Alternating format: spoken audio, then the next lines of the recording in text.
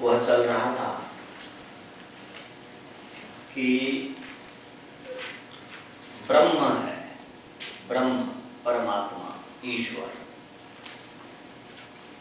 उस ब्रह्म की उपासना हम जब करते हैं तो हमें अपने अंदर कैसी भावना लानी चाहिए।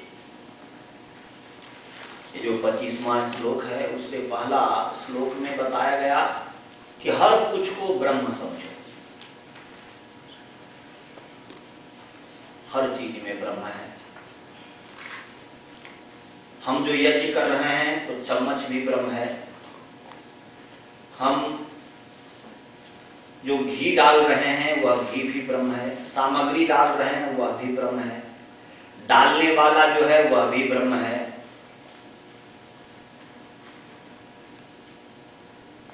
क्यों? क्योंकि इन सब के माध्यम से हमारा जो गंतव्य स्थल है वह ब्रह्म है। हमें जो पहुंचना है उस ब्रह्म के पास पहुंचना है,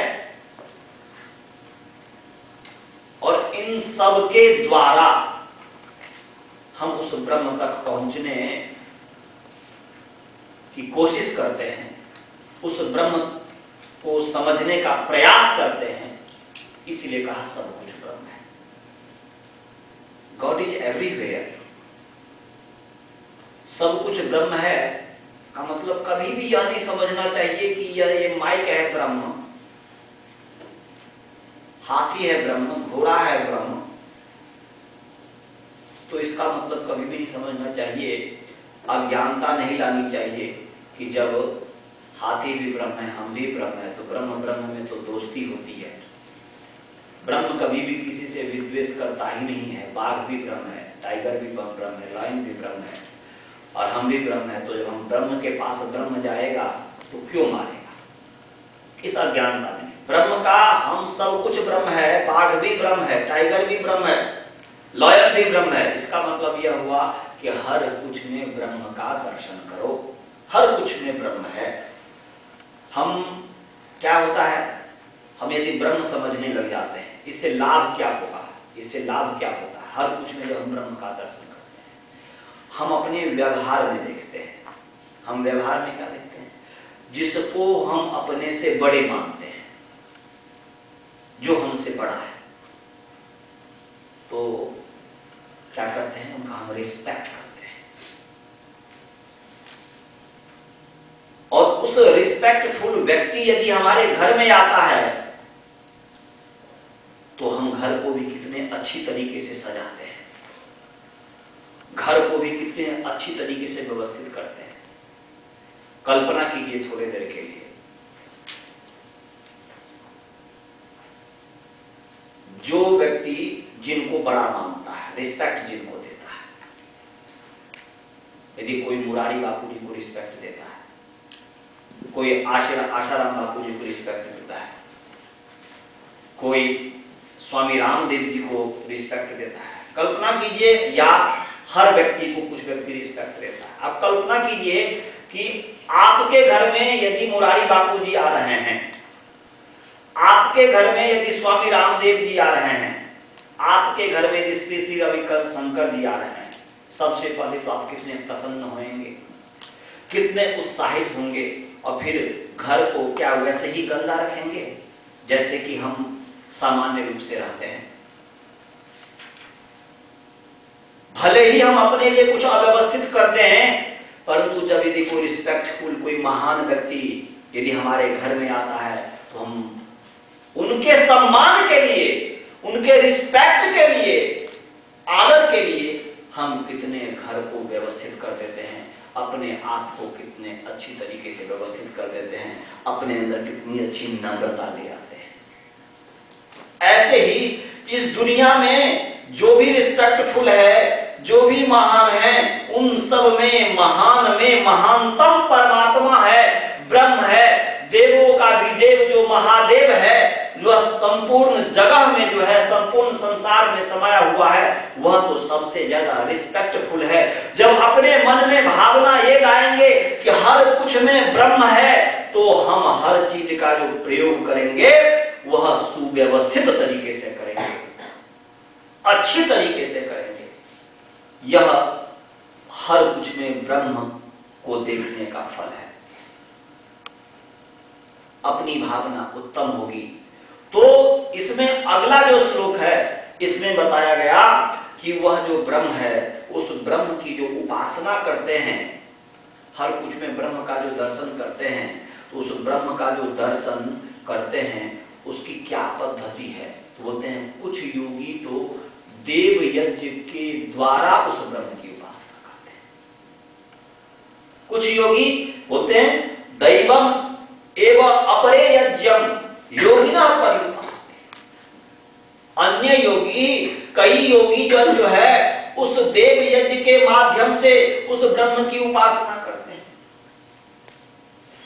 और कुछ योगी जो है क्या करते हैं, देव यज्ञ के माध्यम से ब्रह्म में उपासना किया, और अन्य प्रकार के योगी है इस प्रकार का नहीं करते हैं। वो सुधे ब्रह्म रूपी जो अग्नि है उस अग्नि में अपने आप को झोंक देते हैं, अपने आप को समर्पित कर देते हैं, क्योंकि हमें तो जाना है, गंतव्य जो स्थल है वह तो ब्रह्म है। तो या तो हमारी जैसी योग्यता ही योग्यता के आधार पर होता है, हमारी योग्यता है सीधे ब्रह्म तक पहुंचने का, ब्रह्म को समझने का, तो उस ब्रह्म रूपी अग्नि में बोलेंगे ब्रह्माग्नम अपरे यज्ञम यज्ञेन एव उपजुह्वति। यज्ञेन, यज्ञ माने आत्मसमर्पण, और यज्ञम का अर्थ है आत्मा।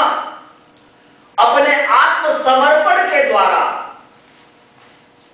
उस अपने आत्मा को उस ब्रह्म रूपी अग्नि में उपजुह्वति, वह हवन कर देते हैं, डाल देते हैं, जैसे हम सामग्री अग्नि में डालते हैं। तो इनमें दो पद्धति बताया। हम देव यज्ञ भी करें तो देव यज्ञ के अंदर जो हमारे अंदर भावना होनी चाहिए, वह भावना होनी चाहिए कि हमें ब्रह्म को प्राप्त करना है। इसलिए पूरे मन कंसंट्रेट, विद कंसंट्रेट के साथ हम देव यज्ञ करें। देव का अर्थ मैंने बताया था, देव मां को कहते हैं, हमें मां की भी सेवा करनी चाहिए। हम जब मां की सेवा करेंगे तो हमारी भावना क्या होनी चाहिए?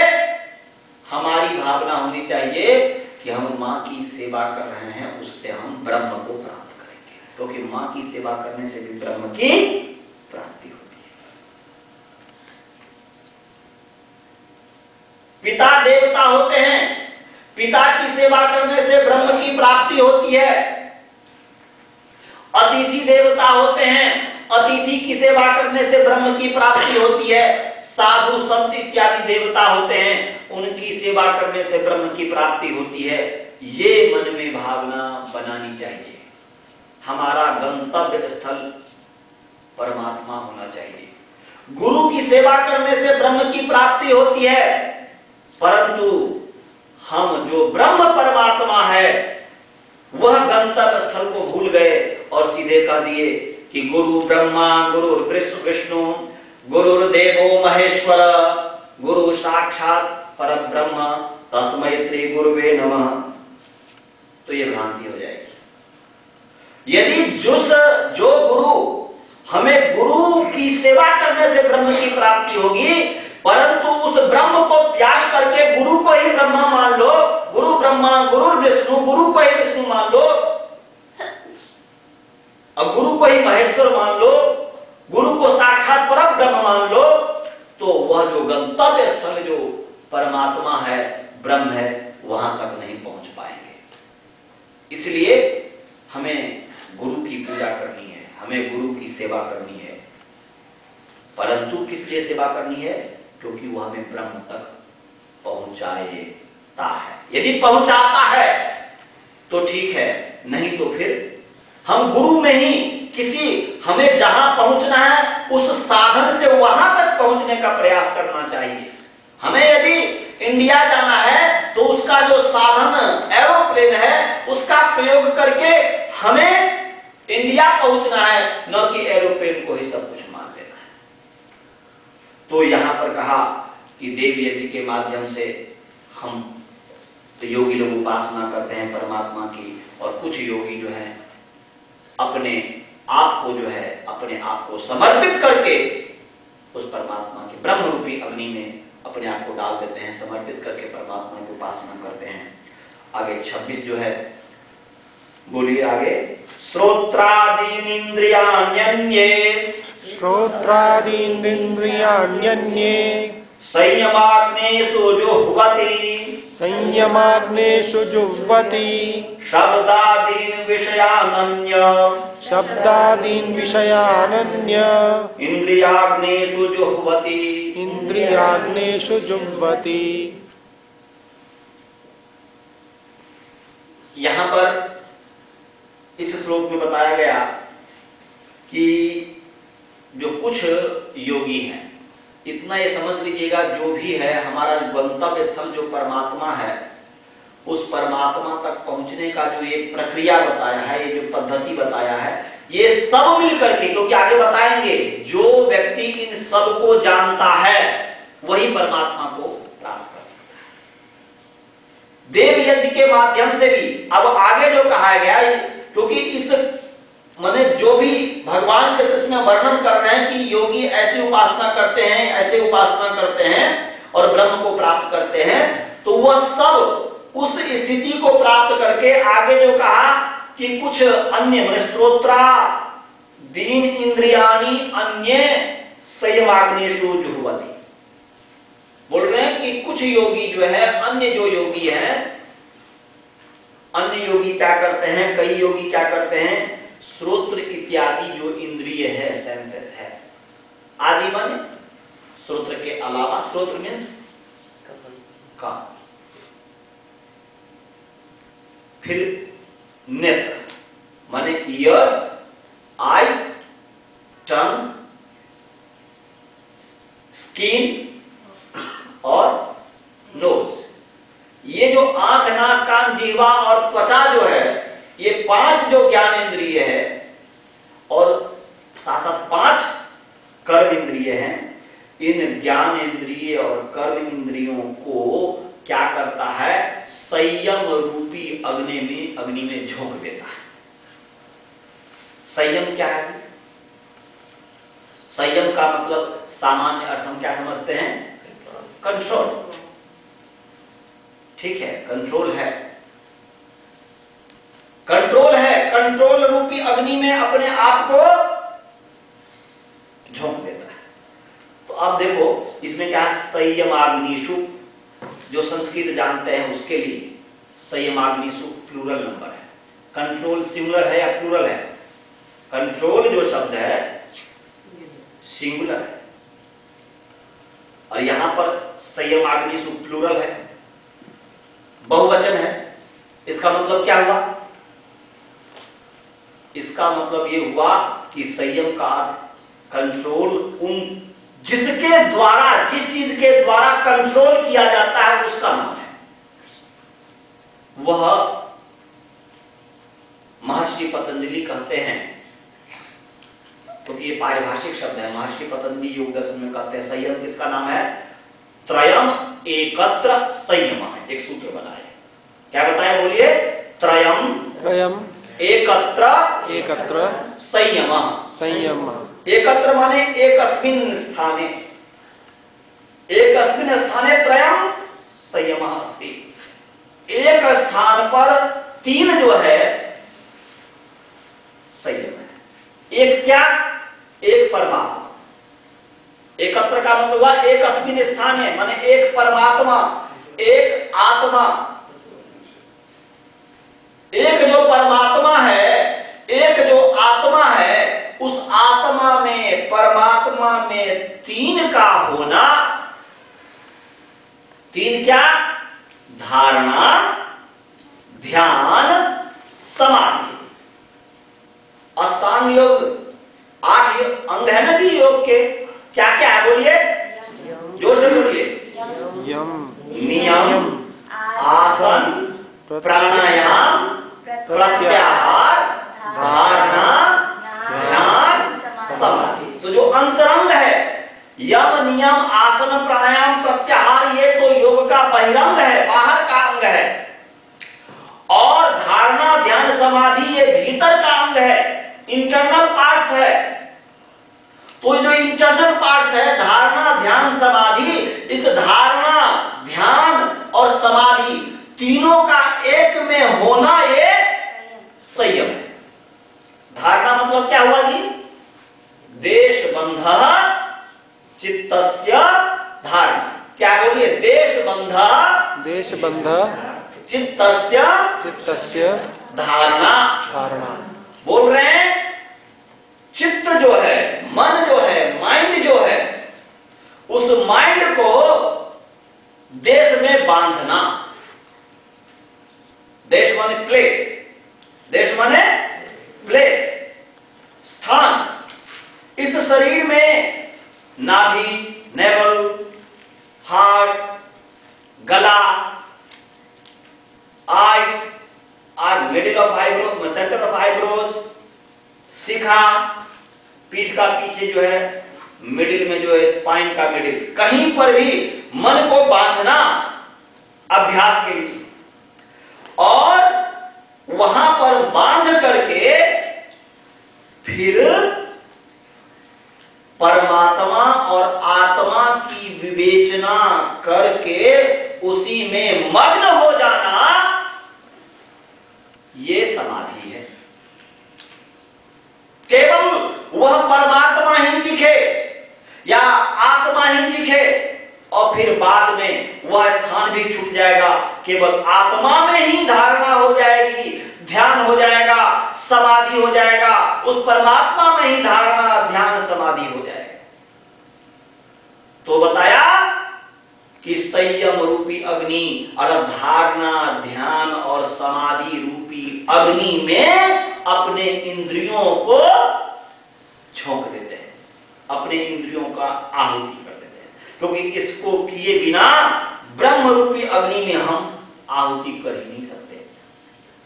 तो इसलिए कहा कि कुछ जो योगी हैं इस तरीके से उपासना करते हैं, और फिर आगे बता रहे हैं अब कुछ योगी उससे थोड़ा स्तर, अब स्तर पर बता रहा है। अब तीसरा, पहला, दूसरा, तीसरा, चौथा स्तर वो बता रहे हैं। कुछ योगी क्या करते हैं कि शब्दादीन विषयान इंद्रियाग्नेषु जुह्वति। पहले था कि धारणा, ध्यान, समाधि रूपी अग्नि में यह आंख, नाक, कान इत्यादि जो इंद्रिय हैं, इन इंद्रियों को झोंक देना, इंद्रियों को का आहुत कर देना, जैसे संविधा को हम जब डालते हैं अग्नि में। अब कह रहे हैं कुछ योगी क्या करते हैं, अब इंद्रियों का क्या विषय है जी? बोलो, इंद्रियों का 5 विषय है ना। आंख का क्या विषय है? जोर से बोलिए। आंख का क्या विषय है? रूप, फॉर्म। आंख का विषय है रूप। कान का विषय क्या है? शब्द। नाक का विषय क्या है? गंध। सुगंध, दुर्गंध नहीं, सुगंध दुर्गंध दोनों, माने गंध से सुगंध दुर्गंध दोनों आ जाएगा। और जीवा का क्या विषय है? रस, स्वाद, टेस्ट। तो बोल रहे हैं कुछ योगी क्या करते हैं कि जीवा का विषय जो स्वाद है, पनीर में कितना स्वाद हुआ, कितना स्वाद हो रहा है। हम जब मटर की सब्जी खा रहे हैं तो स्वादु है या स्वादु नहीं है, टेस्टी है या नहीं टेस्टी है, उसका ध्यान नहीं करता है। हम जो सामान्य जन हैं, यदि सब्जी में नमक ना हो तो फिर देखिए क्या स्थिति होती है, और मिर्च ज्यादा हो तो देख क्या स्थिति होती है। यदि हमें तो अभ्यास है, कभी प्रयोग करके दिखा दीजिए, मैं बिना नमक का भी खा लूंगा। हमें अभ्यास की बात भगवान कृष्ण बता रहे हैं कि सब्जी में चाहे नमक हो या नमक हो नहीं हो, जीवा के पीछे मत भागो। स्वाद के, जीवा को स्वाद के पीछे, विषयों के पीछे मत भगाओ। आंख को रूप के पीछे मत भगाओ, कान को शब्द के पीछे मत भगाओ कि रॉक डांस हो रहा है, कान में सुनाई दे रहा है।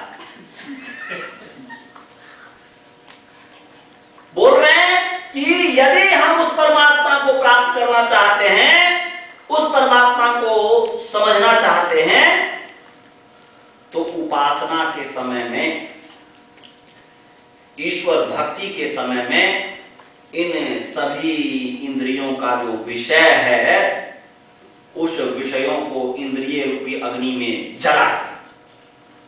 सिर्फ उपासना के समय? पहले तो उपासना करो ना, फिर व्यवहार के समय यदि मैं अभी यदि बोलने लग जाऊं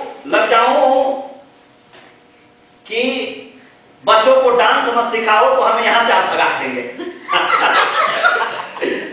पहले हम उपासना के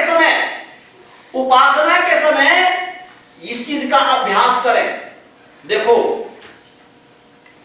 कोई भी कला सीखना बुरी चीज नहीं है, कोई भी कला सीखना कोई बुरी चीज नहीं है, परंतु कब बुरी चीज नहीं है? जब हमारा उद्देश्य ब्रह्म की प्राप्ति होती है। यदि हमारा उद्देश्य ब्रह्म की प्राप्ति है, उसके बाद यदि आप कला प्रदर्शन करते हैं, यदि कोई भी कला डांस का प्रदर्शन करेगा, तो वह डांस करने वाली जो महिला है वह अपना अंग प्रदर्शन नहीं करेगी,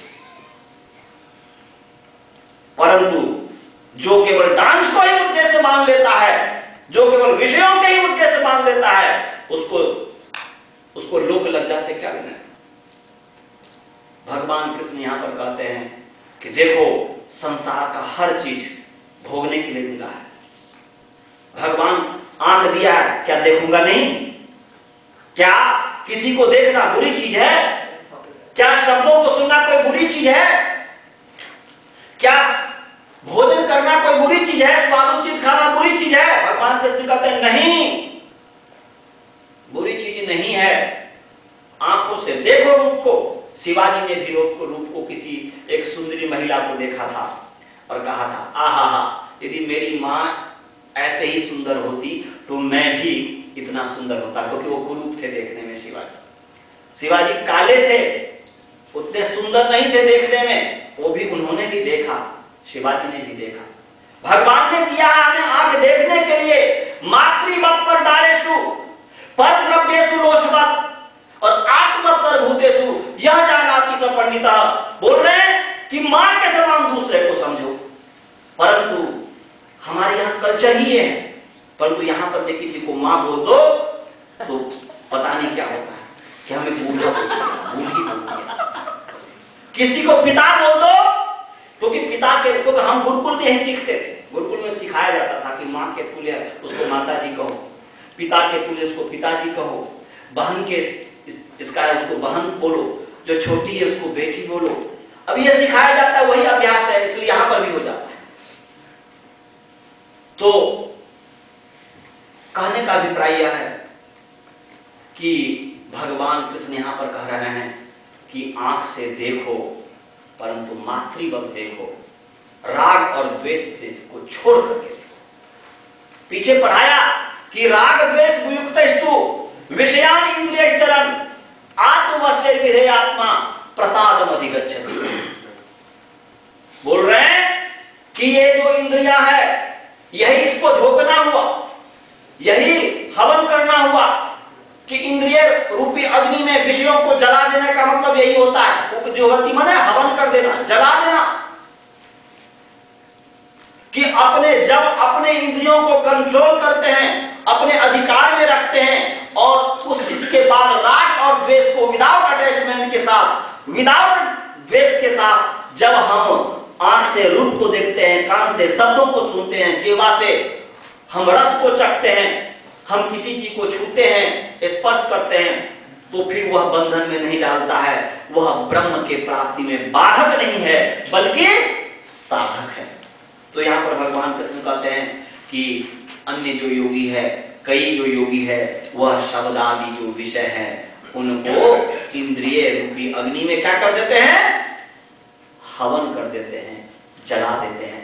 क्योंकि इसको किए बिना संयम रूपी अग्नि में वह अपने आप को नहीं झोंकेगा, और संयम रूपी अग्नि को किए बिना वह जो है ब्रह्म रूपी अग्नि में अपने आप को नहीं झोंकेगा। वह क्रम है। अब फिर आगे कह रहे हैं कि कुछ योगी क्या करते हैं, क्या उपासना करते हैं। बोलिए, सर्वाणींद्रिय कर्माणि प्राण कर्माणि चापरे आत्म संयम योगाग्नौ जुह्वति ज्ञान दीपिते। अब बता रहे हैं कि देखो कई योगी क्या करते हैं, उस भगवान की प्राप्ति के लिए, उस परमात्मा को समझने के लिए क्या करते हैं, सर्वाणि इंद्रिय कर्माणि। पहले तो इंद्रिय था, अब होते सर्वाणि इंद्रियाणि कर्माणि। ये जी इंद्रियों के जितने कर्म हैं, जितने भी इंद्रियां हैं और उनके जो कर्म है, क्या कर्म है जी? आंख का कर्म क्या है, बोलो? आंख का कर्म क्या है? देखना। किसको देखना? रूप को देखना। पीछे बताया, आंख का कर्म है रूप को देखना, कान का कर्म है शब्द को सुनना, जिह्वा का कर्म है स्वाद को चखना, और त्वचा का कर्म है स्पर्श करना, टू लगाना, टू टच, माने स्पर्श करना। तो जो, और नाक का काम है सुगंध दुर्गंध को सूंघना, गंध को सूंघना। तो इंद्रियों का जो कर्म है, और प्राण का जो कर्म है, ऑक्सीजन का क्या कर्म है? अब हमें आज का नहीं पता, परंतु उसमें से मुझे केवल ऑक्सीजन पता है, नाइट्रोजन, कार्बन डाइऑक्साइड, भीतर नाइट्रोजन भी है क्या? कार्बन डाइऑक्साइड भी है। कार्बन डाइऑक्साइड का क्या कर्म है? ऑक्सीजन का क्या कर्म है? यदि शरीर में नाइट्रोजन भी है क्या है, तो नाइट्रोजन का क्या कर्म है? कार्बन डाइऑक्साइड, नाइट्रोजन, ऑक्सीजन इत्यादि का क्या कर्म है? उस कर्म को आप समझिए। और संस्कृत भाषा में ये बाहर में जो वायु है, एयर है, वही एयर जब भीतर में जाता है, बाहर में उसका नाम वायु हो जाता है। बाहर में इसका नाम क्या है? वायु है, एयर है। और वही एयर जब भीतर में जाके काम करता है तो उसका नाम प्राण हो जाता है। क्या हो जाता है? और वह प्राण 10 है। प्राण कितने हैं? बोलो प्राण, अपान, व्यान, उदान, समान, नाग, कूर्म, कृकल, देवदत्त और धनंजय। तो प्राण का जो काम है, हम जो श्वास लिया और गले से लेकर के छाती डायाफ्राम तक जो काम हो रहा है, जो वायु जाकर के वहां पर करता है, उसका नाम प्राण हो जाता है। गले से ऊपर जो करता है वह उदान हो जाता है। पेट के सामने जो कर रहा होता है वह समान हो जाता है।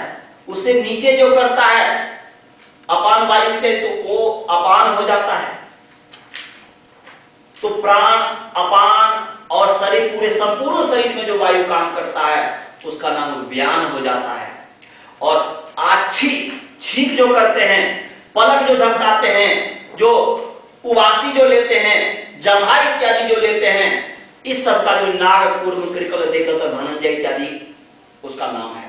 तो इसके जो काम है, तो ये सभी इंद्रियों के काम, कर्म, और प्राण के जो कर्म है, उन सभी कर्मों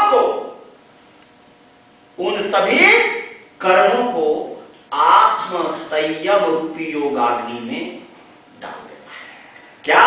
ज्ञान दीप्ते, ज्ञान से दीप्त, क्योंकि ज्ञान के बिना प्रकाशित नहीं होगा आत्म संयम रूपी योग। तो आत्म संयम रूपी जो योग है, योगाग्नि है, वह ज्ञान से दीप्त आत्म संयम रूपी जो योगाग्नि है, उस योगाग्नि में उसको भस्म कर देता है।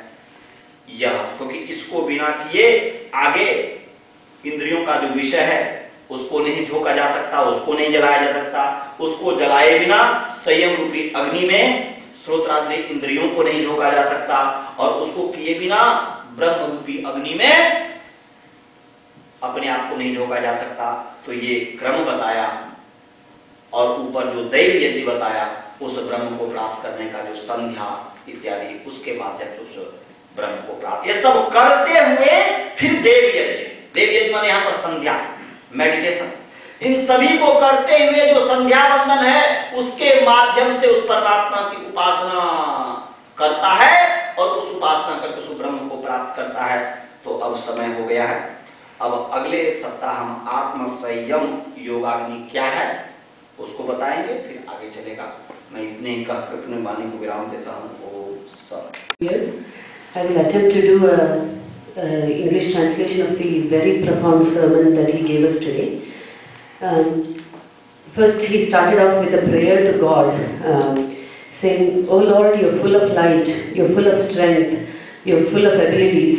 Yet when people criticize you or don't say that you exist, you're unaffected. Give me the same kind of qualities." So, Atalji is talking about the theme of the true seeker. And the true seeker, his aim is to reach the Ganthavya Sthal. The ultimate aim of the true seeker is to attain Brahma. So, that shloka that he said last time, Brahmarpanam Brahmahaver Brahmagna Brahmanahutam Brahmaiva Tena Gantavyam Brahma Karma Samadhina. That means for the true seeker who is trying to attain Brahma, everything is Brahma. The act of offerings to the fire is Brahma. The offering itself is fire. He himself, the person who is offering, so the act of offering, the offering itself, and the one who offers is all Brahma, because ultimately all this is taking you to Brahma. So the true seeker, he is unaffected by dualities, and he is balanced in success and failure. So the process of how to perform Dev Yajna is described here. So for the true seeker or for the yogi, he performs sacrifice in the following way. For the yogi, the Agni or the fire is composed of three things. Trayam Ekatra Samyamaha. It is a combination of the three internal parts of Ashtanga Yoga, which are Dharana, Dhyana and Samadhi. So what Dharana is Desha Bandha Chittasya Dharanaha. So the yogi is trying to control his mind and focus it on any of the several points, such as the points between the eyebrows, or the point on the vertex, or the point at the beginning of the spine. And he is focusing on this point being either the Atma or the Paramatma. So some yogis, they offer their senses into this fire, as sacrifice into this fire. Some yogis offer the object of the senses, such as sound and sight, as sacrifice into the fire. And some people, some yogis offer the functions of the senses and also the very prana or the vital force into the fire. So he was talking about there being 10 types of prana or life force. Prana, Apan, Vyan, Udan, Nag, Kurma, Trikala, Devdat and Dhananjaya. So all these phases of breathing are offered as sacrifice into the fire. So when you say give up your senses and just burn it in the fire of self-control, what then, at least during the time of upasana, one should try to do that. That being said, he says the senses are given to you for a purpose. They are meant to be used. But what is behind, what is your focus behind each sense? That's what is important. So he brought up the example of teaching dance, for instance. So if you're doing dance, if you learn dance and do dance with the intent of showing yourself off, then you're beating the true purpose of proper use of your sense organ. On the other hand, if the purpose of exhibiting dance is to say bring true happiness to people who are watching, then you're using your sense organ in a good way. And he brought up the example of Shivaji, who himself was ugly, but he was also not immune to being aware of the beauty of a woman. So he looks at this woman and says, how beautiful she is. If my mother were as beautiful, then maybe I wouldn't have been so ugly. So anyway, there are many ways, there are many intents between looking and appreciating the beauty or the objects of sense organs. So you should take it in proper sense and I guess burn the negatives from having your sense organs and not be enslaved by them. So he will go on and talk about how else you can attain self-control.